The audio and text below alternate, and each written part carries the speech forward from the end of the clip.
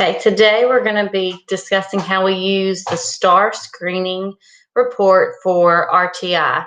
A lot of things have changed since the new Alabama Literacy Act, and I'm going to discuss why this STAR screening report helps us determine students who need to enter RTI or who may need to enter RTI, and why this is one of the reports that we use for it.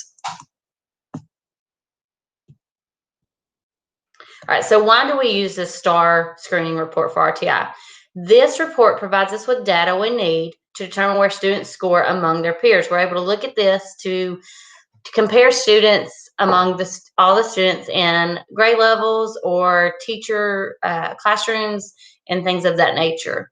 It gives us a percentage of students who score in 4 different categories. The 4 categories are at benchmark, at or above benchmark, which will be coded as green, on watch, which are blue, intervention, which is yellow, and urgent intervention, which is red. The 2 lowest ones, which are intervention and urgent intervention, are the students that we more than likely will enter into RTI.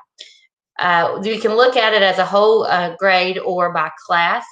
This is a quick way to get us started, and it tells us what students look at more closely. This is not the only report or only data that we'll use to determine what students go into RTI, but as mentioned, the new Literacy Act has changed the way we do things, and those students who score intervention or urgent intervention have to get what's called an SRIP, which is a student response intervention plan and student reading intervention plan. And these students have to be what we call CBM, progress monitored. This is just a monitoring tool we use that measures or tracks their proficiency in letter naming, letter sounds, phoneme segmentation, nonsense word reading, and oral reading fluency. So this is a new screening that we use for STAR for the new Literacy Act. And just by looking at the STAR screening report, we can tell what students have to have that progress monitoring tool. Now, that does not mean that they have to go directly into RTI, but it is a possibility when they score urgent intervention or intervention. Okay, so the parts that we look at when we look at this STAR screening report, the very first thing you see when you pull this up is a color-coded bar graph for quick visual, and this bar graph will color-code students like mentioned above or before. The green students or the green bars stand for at or above benchmark. The blue ones are for on watch, yellow are intervention, and our red students will be urgent intervention. The next thing that you look at is a table that displays percentages of students and their level. This is going to tell us the percentage of students that scored at or above benchmark or on watch or intervention or urgent intervention. It's a quick look to determine where we're at as a grade level or a classroom. Then after that, your students are going to be grouped according to their level. If they're at benchmark, all those students are together. All the above benchmark students are together. All your on watch, all your intervention, and your urgent intervention. Within those groupings, there are several different pieces of data to look at. There's a scaled score, a percentile, an estimated oral reading fluency, and a ZPD. Those are the most important parts of this screening and the ones that we're going to look at more closely. Okay, so here is an example of our 3rd grade color-coded bar graph. As you can see right away all the students just by looking that are green. Okay, so we don't have many that are green. We have a good many that are blue, which is our on watch. Only 2 that are scored the intervention, but we have a lot of urgent intervention, which is not a great stat, and that those students are going to have to be looked at really closely, because what we should be doing now is these students that are yellow and red will be progress monitored with our CBM program to see how they're doing for the new Literacy Act. All right, so the next part is that table that shows you the benchmarks and the percentages of students at each category. So this part will tell you the benchmark. So this is a third grade testing screener. This right here breaks it down into benchmarks. So you can see right here, it shows you all the benchmarks for the scale score and all the benchmarks for percentiles. And then it gives us the percentages right here of the students that are as a different category. So right here, we can see that 24% of our students, which in third grade is only 10 of them, are above benchmark or at benchmark. But we've got 76%, so 3/4 of our third graders are below benchmark. They're on watch intervention or urgent intervention. And then if we look more closely at this, the number of students right here, we've got 16 and 2 that are intervention and urgent intervention. That means we have 18 students that we're going to have to look at possibly placing an RTI, and we're going to have to progress monitor to track growth. This gives us right here the number of students. If we had any that didn't test, we can see that real quickly.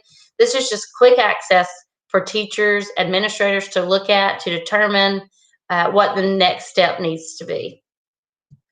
So then you get into where they group them according to levels. So I took screenshots just to show you that all the students are grouped.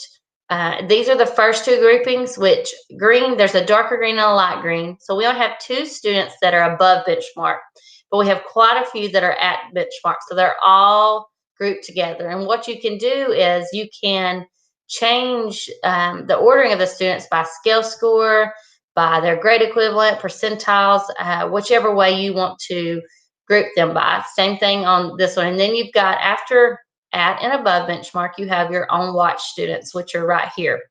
You can do the same thing with that. You can change the order of them by whichever piece of data you're looking at. Then come your intervention students, which are, we talked about, there's only 2. And then we have our urgent intervention students that come next. And again, this is a whole grade, third grade level. So that's why the teachers' names are different, but we can order them by teacher. We could change our percentile rank so that we could see the highest students in the urgent intervention group and look at it more closely that way.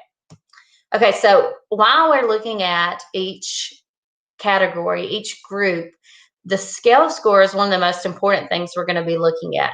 A scale score is the overall score that a student received on a STAR assessment. It's not like an A, B, or C. So as you can see, this student scored a 364 scale score. That's just, it depends on the number of questions answered, the difficulty of the questions, and it's a number that you have to know the benchmarks to determine what to look at. So when you look more closely, for the beginning of the year in third grade, a student that scores 421 or above is going to be in that green group, that at or above benchmark. And then we have students that score from 324 to 420 scale score. Those would be on watch. If a student falls between 262 and 232, they will be in the intervention group. And then 231 and below is urgent intervention. Now, these scale scores for each grade level would be different. This is just the third grade benchmark scores.